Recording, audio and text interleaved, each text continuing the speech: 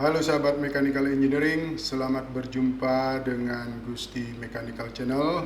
Channel ini sifatnya hanya sharing saja yang memuat materi dasar tentang Mechanical Engineering yang nantinya sahabat akan dapatkan di bangku kuliah. Harapannya semoga channel ini bermanfaat untuk para sahabat semua. Namun sebelum ke materi, dimohonkan bantuan sahabat-sahabat semua untuk melakukan subscribe, share, dan like, serta jangan lupa mengaktifkan tanda lonceng sehingga para sahabat semua akan mendapatkan notifikasi video baru dari channel ini. Oke, mari kita lanjutkan pokok bahasan kita di dalam gambar teknik 1, yaitu membahas tentang bab 2, yaitu pendahuluan. Nah, tentu bab 2 ini dimulai dengan slide bagian pertama. Nah, mari kita bahas terlebih dahulu yaitu tentang proses perancangan. Ya, dalam proses membahas tentang proses perancangan, yaitu nanti kita menggambarkannya itu seperti biasa dengan menggunakan flowchart. Nah, dalam flowchart langkah pertama biasa yaitu start. Setelah start atau mulai, kita lakukan yang namanya permasalahan. Dalam hal ini adalah mencari permasalahan.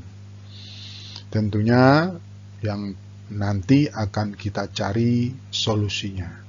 Setelah kita mendapatkan permasalahan, tentu kemudian kita melakukan yang namanya studi literatur.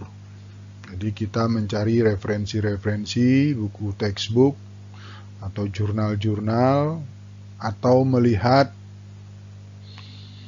alat dalam hal ini yang sudah ada.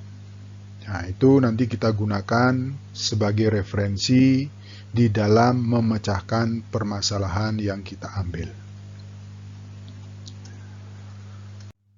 Selanjutnya, langkah berikut yaitu membuat gambar pra-perancangan. Nah, gambar ini sifatnya sementara. Ya, sifatnya perkiraan dulu, baik itu perkiraan komponen yang digunakan dan perkiraan-perkiraan keterangan lainnya nanti. Nah, setelah kita membuat gambar pra-perancangan, kita akan melakukan yang namanya proses perhitungan. Jadi, proses perhitungan ini itu berdasarkan gambar pra-perancangan yang kita buat. Nah, dalam membuat perhitungan-perhitungan tentu kita menggunakan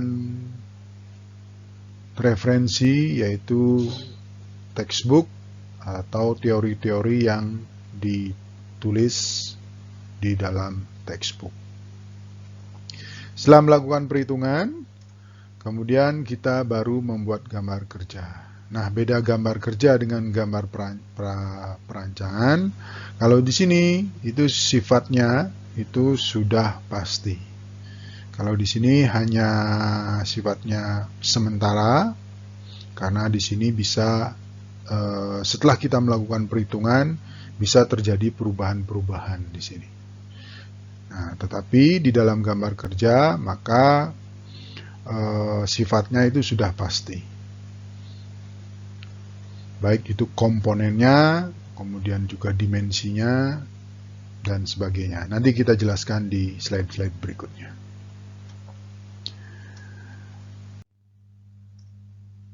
Langkah selanjutnya setelah kita membuat gambar kerja, tentu membuat komponen ya yang tercantum di dalam gambar kerja tadi.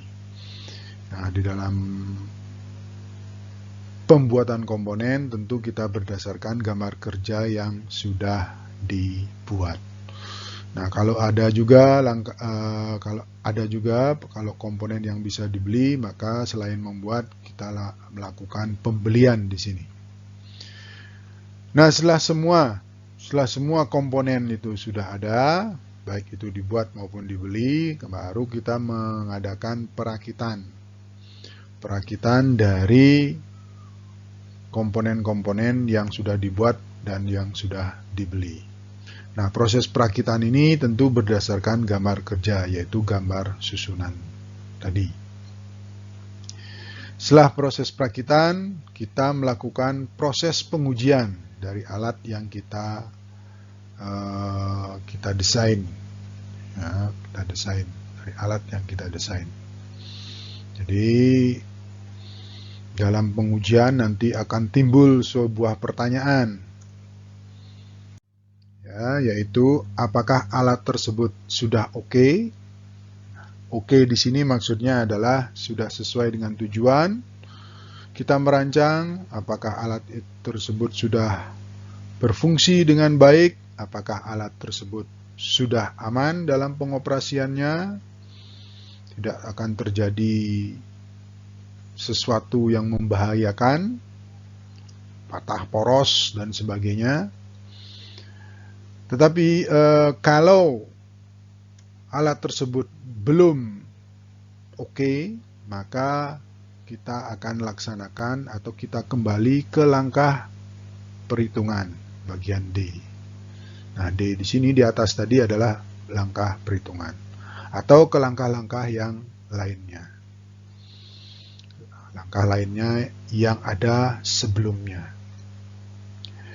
Nah, kemudian kalau alat tersebut sudah oke, dalam hal ini yes, maka kita lanjutkan dengan langkah yaitu membuat laporan. Ya, laporan ini kita buat berdasarkan perhitungan-perhitungan dan langkah-langkah yang telah dilakukan sebelumnya. Kalau laporan sudah selesai, maka proses perancangan kita stop atau berhenti sampai di situ. Oke, itu mengenai proses perancangan. Selanjutnya mari kita bahas tentang penjelasan dari masing-masing langkah yang ada pada flowchart proses perancangan. Nah, yang pertama adalah permasalahan. Ya, adalah permasalahan. Nah, yang dimaksud dengan permasalahan di sini adalah mencari atau menemukan suatu masalah. Ya, suatu masalah sini.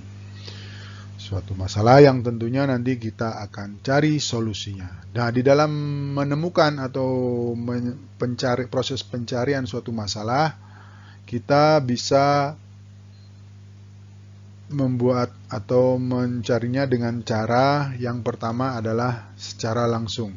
Jadi proses pencarian masalah bisa langsung atau menemukan suatu masalah bisa prosesnya langsung.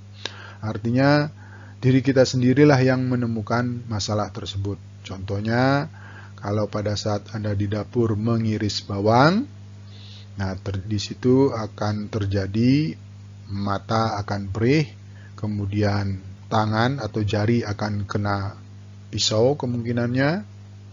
Nah, kemungkinan yang ketiga, proses dari pengirisan bawang itu lama. Nah, itu adalah salah satu masalah yang kita temukan sendiri secara langsung.